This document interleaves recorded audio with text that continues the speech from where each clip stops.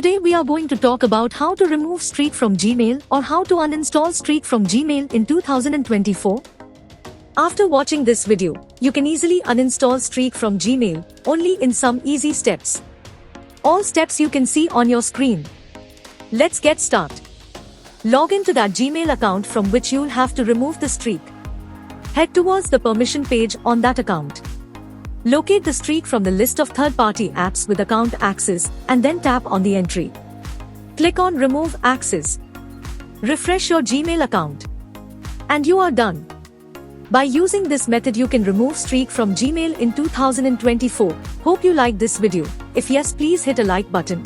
And don't forget to follow our YouTube channel.